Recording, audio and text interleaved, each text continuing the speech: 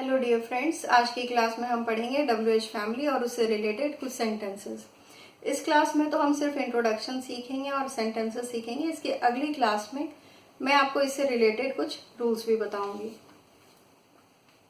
इस WH family के total 9 members होते हैं। कौन कौन से होते हैं? हु मीन्स होता है कौन, हुज मतलब किसका, हुम किसे या किससे, विच मतलब होता है कौन सा या कौन सी, वॉट मतलब होता है क्या, वेन मतलब होता है कब, वाई मतलब होता है क्यों, वेयर मीन्स कहाँ और हाउ मीन्स होता है कैसे। अब आप सोच रहे होंगे ये जो हाउ है ये तो WH नहीं है, यहाँ तो सीक्वेंस चेंज्ड है। लेकिन ये अगर मैं इसके पहले W लिख दूँ और फिर H लिख दूँ और फिर बाद में O लिखूंगी तो ये तो हु बन जाएगा, और जबकि हु तो हमारा ऑलरेडी एक मेंबर है। तो इसमें सिर्फ सीक्वेंस चेंज्ड है, लेकिन वो बनता इसी फैमिली का एक पार्ट है। तो ये बन जाता है और हाउ, और ये बन जाता है हु। अब हम सीखते हैं इससे रिलेटेड सेंटेंसेस। अब मैंने यहाँ हु से रिलेटेड कुछ सेंटेंसेस लिखे हैं, जैसे हु इज योर चम अमंग देम। अमंग तब यूज करते हैं जब 2 से ज्यादा लोग होते हैं। तो और चम मीन्स होता है जिगरी दोस्त, जिसे हम लंगोटिया यार भी कहते हैं। तो हु इज योर चम अमंग देम मतलब इन लोगों में से आपका जिगरी दोस्त कौन सा है। कौन सा नहीं, कौन है। कौन सा के लिए तो हम दूसरा वर्ड यूज करते हैं, sorry. Who was the last winner of IPL। Winner means होता है विजेता। IPL का विजेता कौन था। Who are the benefactors of this charitable trust. Benefactors कहते हैं हम उन लोगों को जो किसी को आर्थिक सहायता मतलब पैसों से मदद करते हैं। और चैरिटेबल ट्रस्ट बोला जाता है किसी धर्मार्थ न्यास को, मतलब जो धर्म कर्म के काम कर रहे होते हैं ऐसी संस्था को हम बोलते हैं चैरिटेबल ट्रस्ट। अब नेक्स्ट सेंटेंस में मैंने लिखा है who is the CEO of Google. ये हमारे लिए बहुत फख्र की बात है कि गूगल के CEO और माइक्रोसॉफ्ट दोनों के ही CEO इंडियंस हैं। ये इंडियन अमेरिकन एग्जीक्यूटिव्स हैं। इसका आंसर है मिस्टर CEO ऑफ गूगल जो है वो है मिस्टर सुंदर पिचाई, और जो CEO ऑफ माइक्रोसॉफ्ट है वो है मिस्टर सत्य नाडेला। चलते हैं अब नेक्स्ट सेंटेंस पर।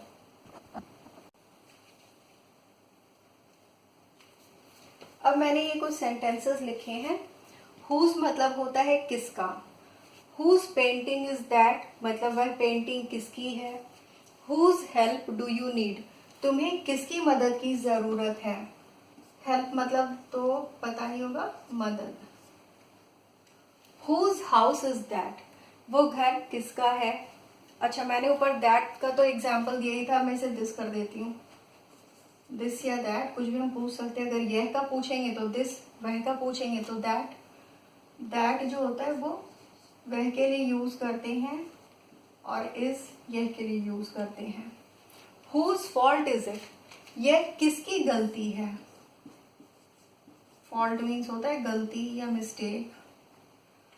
अब देखते हैं हुम। हुम का मतलब होता है किसे या किससे। जैसे हम कह सकते हैं whom do you want to meet आप किससे मिलना चाहते हो। वांट का मतलब होता है चाहना। ये मैं बहुत बेसिक से सेंटेंसेस सिखा रही हूँ ताकि जो लोग बिगिनर्स हैं उनको भी इजीली समझ में आए। ओके, सेकेंड सेंटेंस है हुम डू वी लाइक हम किसे पसंद करते हैं। या हुम will he call on his birthday. अब किसी का बर्थडे होता है तो वो किसी जिन लोगों को इनवाइट करता है तो उसमें हम पूछ सकते हैं कि भाई वो किस किस को अपने बर्थडे में बुला रहा है या बुलाएगा, क्योंकि यहाँ विल है तो वो बुलाएगा होगा। जब हम टेंसेस पढ़ेंगे तो उसमें हमें विल और शैल के बारे में पढ़ने को मिलेगा। नेक्स्ट सेंटेंस है हुम एक्सक्यूज मी हुम वॉज शी स्कोल्डिंग वह किसे डांट रही थी। स्कोल्ड करना मतलब होता है डांटना। अब देखते हैं अगले सेंटेंसेस। अब जो मैंने सेंटेंस लिखा है वो विच से रिलेटेड है। विच का मतलब होता है कौन सा या कौन सी। जैसे पहला सेंटेंस है विच इज योर बाइसिकल। एक बात ध्यान देने की है, जब ये आगे BI लगा देते हैं हम साइकिल के पहले तो हम इसे बाइसिकल बोलते हैं, और अगर सिर्फ हम साइकिल लिखेंगे तो इसे तो साइकिल बोलेंगे, लेकिन जब आगे BI लग गया तो वो बाइसिकल बन जाता है। Which book do you like to read, या कई बार लोग डू को ऑमिट भी कर देते हैं, तो which book you like to read मतलब तुम कौन सी किताब पढ़ना चाहते हो। Which house is vacant in this area मतलब इस एरिया मतलब क्षेत्र, इलाका, इस इलाके में कौन सा मकान जो है वो वेकेंट है मतलब खाली है। Which is your favourite dish, favourite dish का मतलब होता है पसंदीदा खाना, मतलब मनपसंद खाना तुम्हारा कौन सा है।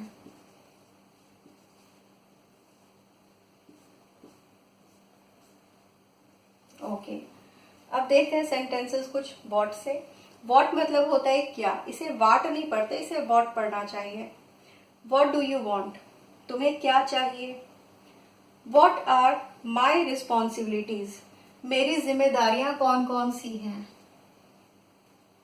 जैसे हम कहीं पे जॉब वगैरह के लिए, इंटरव्यू वगैरह देने के लिए जाते हैं, तो हमें उनसे पूछना पड़ता है ना कि आखिर मेरी रिस्पॉन्सिबिलिटीज क्या क्या है, मैं किस कैपेसिटी में वहां पे काम करूंगा। ओके, तो रिस्पॉन्सिबिलिटीज मतलब होते हैं जिम्मेदारियां। वॉट इज हर प्रॉब्लम, उसकी परेशानी क्या है, प्रॉब्लम मीन्स होता है परेशानी। What are your concerns in this matter, मतलब इस मामले में तुम्हें कौन कौन सी फिक्र है, कौन कौन सी चिंताएं हैं, मतलब ऐसे कौन कौन से मुद्दे हैं इस मामले में जिन पे तुम्हें फिक्र हो रही है, जिन पे तुम्हें ध्यान देने की जरूरत है। चलते हैं अगले सेंटेंसेस। अब ये सेंटेंसेस मैंने लिखे हैं व्हेन मतलब कब। When is his marriage to be मतलब उसकी शादी कब होने वाली है। टू बी हम लगाते हैं जहां पे होने वाला या होने वाली का सेंस होता है ना, वहां पे हम लगाते हैं।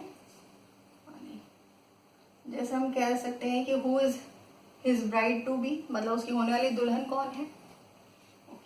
व्हेन इज योर फ्लाइट या ट्रेन, फ्लाइट हम कहते हैं, एक्सक्यूज मी, जो एरोप्लेन की जो उड़ान होती है उसको हम कहते हैं फ्लाइट। तो अगर कोई एरोप्लेन से जाने वाला होता है तो हम उससे पूछते हैं कि व्हेन इज योर फ्लाइट। अगर ट्रेन से जाने वाला होता है तो हम कहते हैं व्हेन इज योर ट्रेन, मतलब टाइम क्या है ट्रेन का। नेक्स्ट सेंटेंस है व्हेन इज हर बर्थडे, उसका बर्थडे मतलब जन्मदिन कब आता है। व्हेन विल दे कम, वे लोग कब आएंगे। वाई का मतलब होता है क्यों। Why is she so gloomy, gloomy मतलब होता है उदास। Why are people so desperate to watch a match, desperate मतलब होता है बेकरार या बेताब होना, इसको हम डेस्परेट पढ़ते हैं।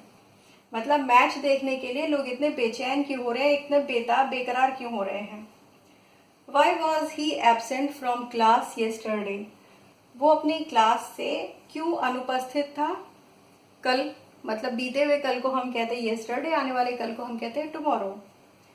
Why were they afraid, afraid का मतलब होता है डरना, तो यहाँ इस सेंटेंस के हिसाब से ये हो जाएगा कि वे लोग डरे हुए क्यों थे। अब देखते हैं अगले सेंटेंसेस।